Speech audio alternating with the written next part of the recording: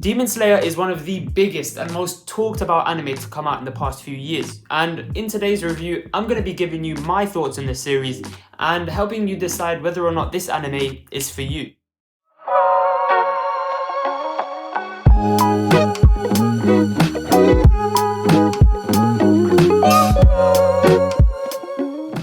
Hello and welcome to another video. Today we're going to be talking about Demon Slayer, also known as Kimetsu no Yaiba. If you're into anime in any way, you've probably heard Demon Slayer somewhere before. Whether it's Twitter, Reddit, TikTok, YouTube, Demon Slayer is everywhere. Even more so now with the massive release of the Demon Slayer movie, which is a continuation of the series. It's currently breaking records in the Japanese film industry, but sadly I'm not going to be talking about it in today's review. And that's because it just hasn't come to the UK yet.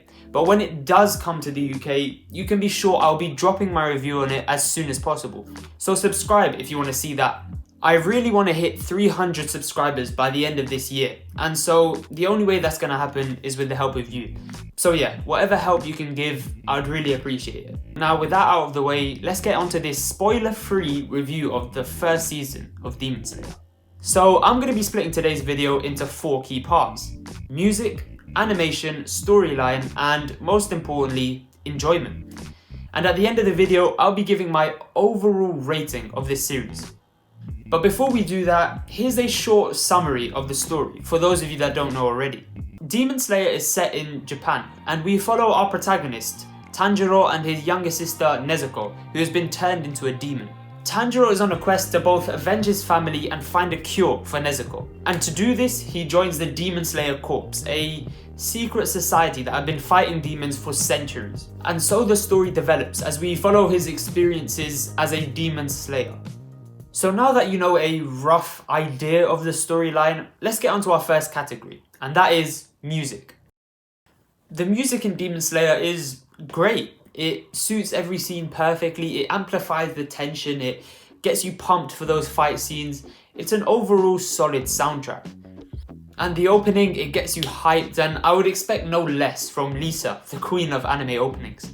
I was never disappointed with the music in Demon Slayer, it never felt out of place, so I'm gonna give it a very good 9 out of 10 for music.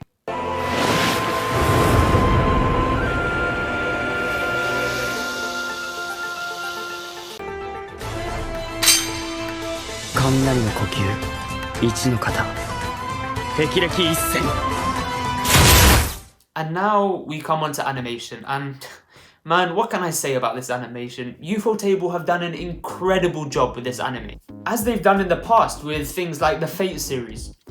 Everything in Demon Slayer is beautiful and smooth. Also, the character designs are vibrant and fun, but if I was to raise a minor issue, it would be to do with the eyes.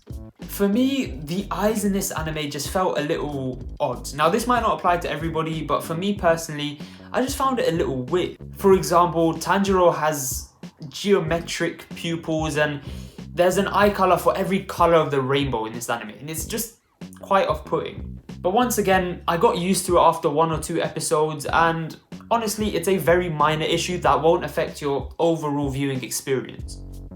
Demon Slayer has movie quality animation in every episode, so it would be unfair to give it any less than a 10 out of 10 for animation. Next, we come on to story, which is probably the most difficult part of this review. In my opinion, the story for Demon Slayer is definitely not bad, but it wasn't mind-blowing. The core storyline lacks much depth, it doesn't have many layers to it. But I mean, I could eat my words after I've seen this movie or any further continuation of the story, but for season 1 in particular, I just wasn't very impressed with the storyline. But in its defense, I will say that the enemies are very interesting and unique, and the characters are well designed. But I will say there was one thing that I couldn't understand, and that was Zenitsu. Honestly, Zenitsu was like the most irritating character in the entire show for me. But when I went online, I saw edits and I saw posts saying Zenitsu was their favourite character and he was #relatable, but I just never got that from him. I thought he was meant to be the irritating one in the anime. But yeah, that aside, this is a very standard shonen that doesn't really delve into anything further. but because it's so simple, I feel like there's not many criticisms I can make of it. It remains interesting and the pacing is fine. And I think the simplicity of the story is also a part of what makes it so popular. It's digestible for any kind of audience, whether you're new to anime or not, whether you're into shonen or shoujo. It doesn't take many risks and doesn't delve any further than the base storyline. So for story, I think I'll give Demon Slayer a fair 7 out of 10. But I think this simple storyline is what made me feel as though Demon Slayer is quite overrated. We saw many public figures and celebrities come out and sing the praises of Demon Slayer, and this introduced this anime to many new anime watchers. So for many, this was their first experience of anime, and so they would have a more glorified view of Demon Slayer. That's why I feel like it was rated so highly by so many people. These people were probably influenced as well by these people. For example, Ninja, he put out a tweet saying that Demon Slayer was going to become the greatest anime of all time. Now that's his personal opinion, but for me, as a person who's watched quite a few anime and is quite informed about these sort of things, I don't see Demon Slayer being the greatest anime of all time, certainly one of the biggest ever, but I don't see it being classified as the best. I've already seen some anime that I would classify as better than Demon Slayer. If you thought Demon Slayer was the best anime ever, or even the worst anime ever, let me know in the comments below and let's strike up a conversation. But now for the most important factor in my opinion, and that is enjoyment. And honestly, Demon Slayer is extremely fun to watch.